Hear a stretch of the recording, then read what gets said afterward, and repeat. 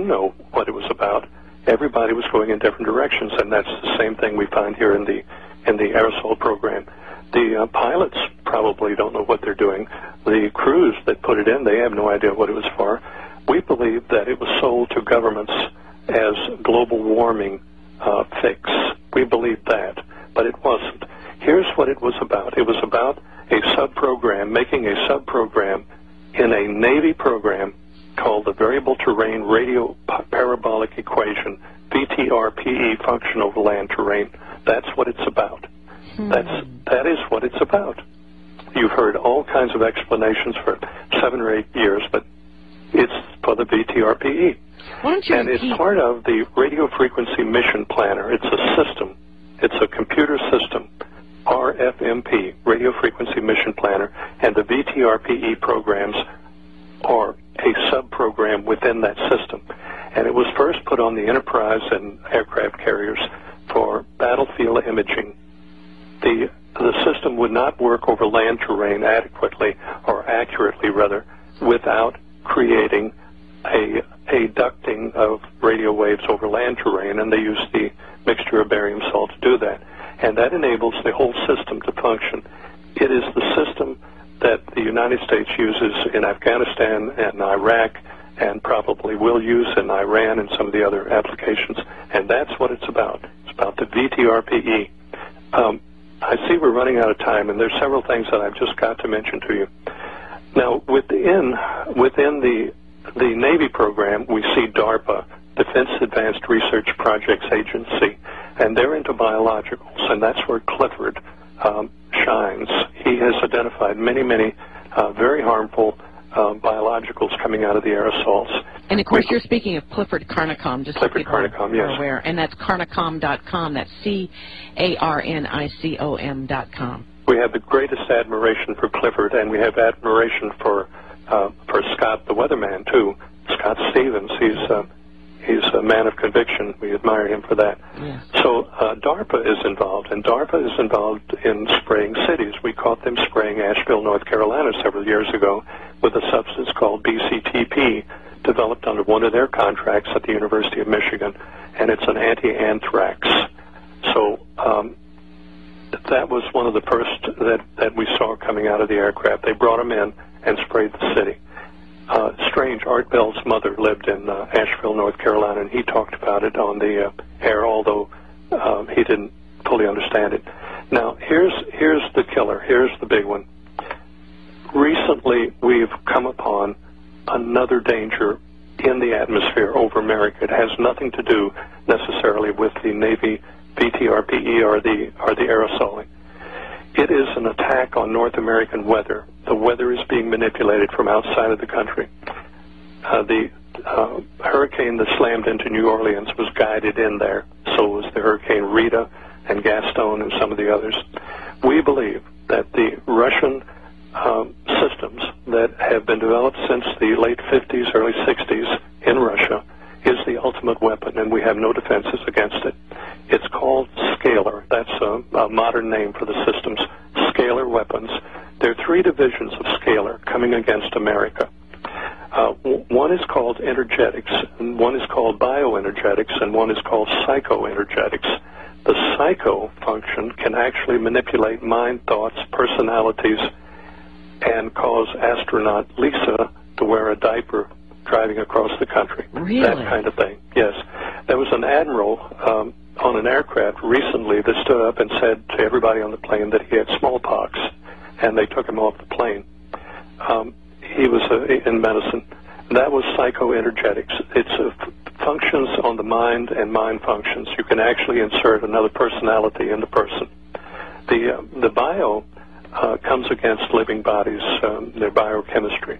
And the energetics can come against the Challenger, the Columbia, the Thresher submarine, where 129 men died. And those were, we believe, we are sure they were attacks by Russian scalar weapons. They're actually interferometer transmitters used in an interferometer way with 2 transmitters intersecting over North America. That's what's happening. For those that don't understand scalar, would you define a scalar or tell us what scalar weaponry is? It's very complicated. If I read you the definition, you still wouldn't know. But on the website linked with you, the mysterious booms, you will find a link to Tom Bearden, Colonel Bearden in Huntsville. He defines all of that and tells quite a story about it. Tom Bearden has been the Tesla guru for many years. He is highly respected. He is a brilliant man and a great American. And he is speaking out also.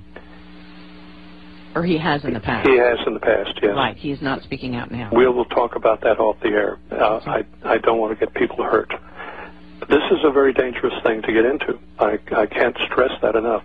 The scalar transmitters in Russia are controlled by the Federal Security Service. It's abbreviated FSB, but it actually stands for the Federal Security Service, the old KGB, and not necessarily under the direct control of the Russian government.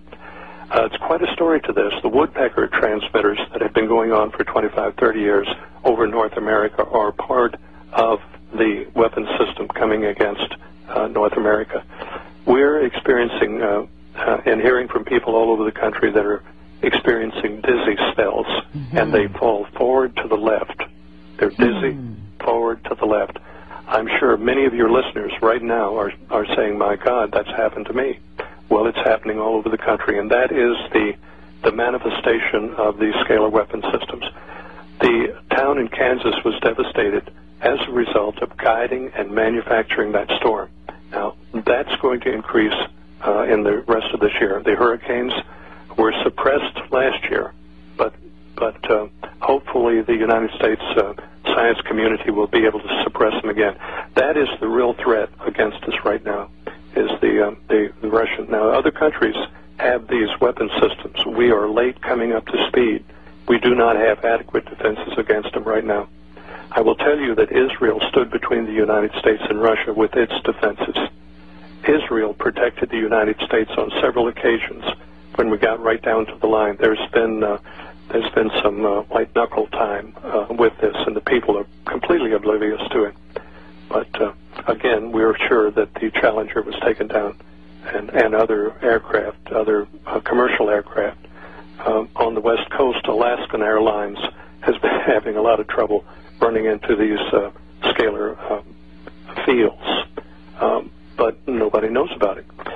Back when I was like 19 years old, I first went into the service. We were in the Philippines, and in intelligence, we would penetrate Chinese airspace on a regular basis. We would penetrate the space to see how they would react, and we would listen to their communications, their military, and we would know something about their defenses. Well, the Russians are doing the very same thing to us right now, and we're not responding. It's as though we have no idea what's going on. And each time that happens, they become more confident. If we go into Iran, God only knows what's going to happen. But if we don't go into Iran, God only knows what's going to happen to us. So I can see some real desperate times ahead. We also know in the study of this, as I told you earlier, when we started looking at this, there was one door, and then all of a sudden we saw 2 doors, then 4 doors, then 8 doors, and 16 doors, and 32 doors to explore, and that's why it's taken all of these years to do that. We know that atomic devices have been pre-positioned in American cities. We know that Israel pre-positioned atomic devices in Russian cities. So there's some standoff here, but we are in a desperate time, and people are oblivious to it. Well, I'm afraid that you're right on the oblivious part, because people cannot believe that this country would do that because of the facade of, oh, we care about your freedom and we're there for you, and we want to provide the most strong military to protect you. And they hate freedom, and that's why they're after us, and all these phony things that we have been fed. But, you know, there is a paper that was done, and I really appreciate receiving this. It was a thesis by Matthew Doggett that, as I understand, is not on the internet, about the documentation behind what you're talking about here with respect to this project. And I just want to say, ladies and gentlemen, it's called an Atmospheric Sensitivity and Validation Study of the Variable Terrain Radio Parabolic Equation Model, or the VTRPE, as A.C. Griffith was just just discussing. Now, can you just help us understand? That's